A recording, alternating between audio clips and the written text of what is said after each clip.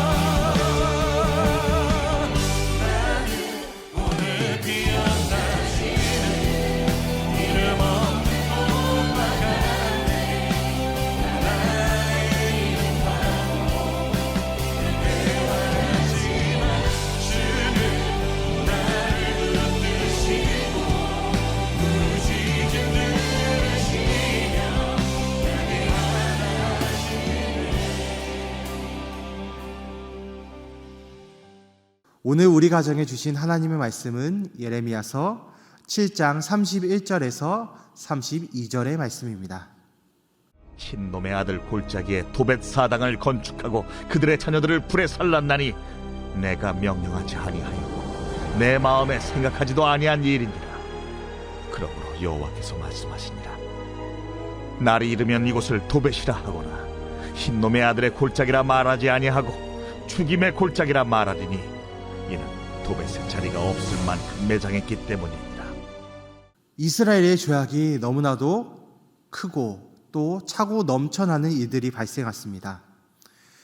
심지어 그 죄악 가운데는 자녀들을 불에 살르는 이 인신제사까지 일어나게 됐습니다. 오늘 말씀에서 사륙의 골짜기, 매장과 같은 표현은 이스라엘이 죽음으로 가득한 그 죄악의 충만함이 기록되어 있는 표현입니다. 그런데 이 말씀과 동시에 하나님은 다시 생명으로 일으키시는 그 놀라운 역사를 말하고 있습니다.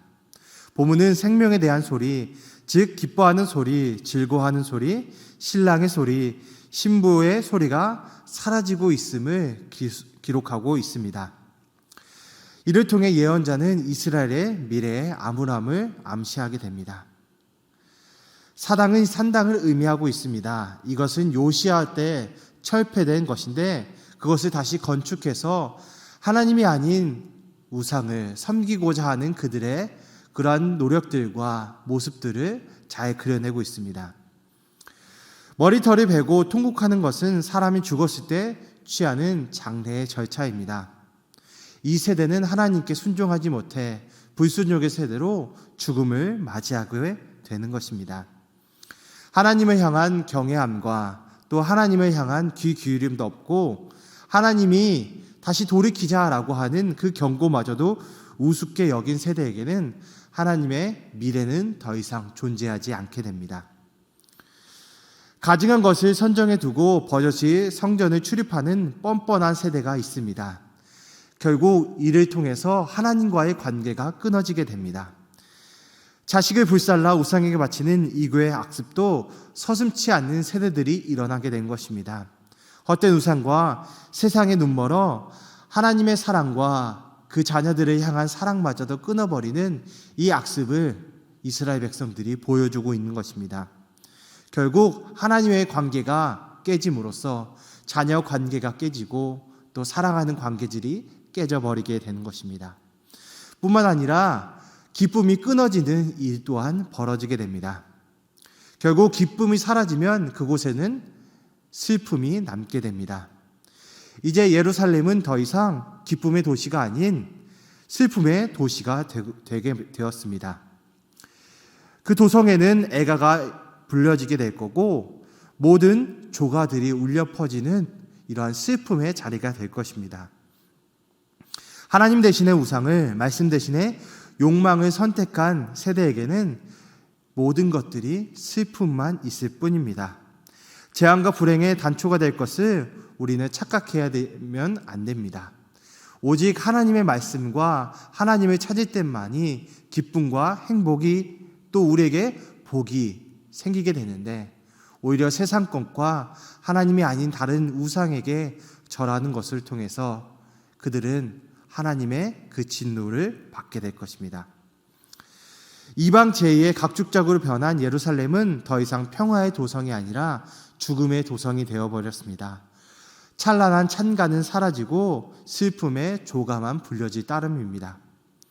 결국 뿌린 대로 거둔 날이 누구에나 오게 되는데 하나님 앞에 말씀으로 살지 못한 이스라엘 백성들에게 결국 그들의 거둘 것은 심판뿐이다라는 것입니다.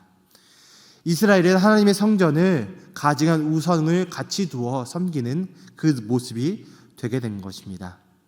도벳의 사당을 건축하고 자기의 자녀를 불살라 제물로 바치는 이러한 잘못된 모습을 통해서 요시야가 종교개혁을 통해서 하나님만이 참 신지다, 하나님만이 우리들의 참 하나님이다 라고 하는 것을 깨뜨려버리고 다시 우상숭배를 통해서 하나님이 싫어하시는 죄악들이 가득하게 된 것입니다. 우리 자녀들을 향해 우리는 무엇을 남겨야 됩니까? 하나님을 향한 사랑과 하나님을 향한 신실함만을 우리가 남기길 바랍니다. 그래서 우상을 제거하고 요시야가 종교개혁을 통해서 하나님께 귀한 은혜를 받은 것처럼 우리도 다시 한번 하나님 앞에 진실함으로 하나님의 그 귀한 뜻을 올려드리는 아름다운 세대가 되기를 간절히 바랍니다.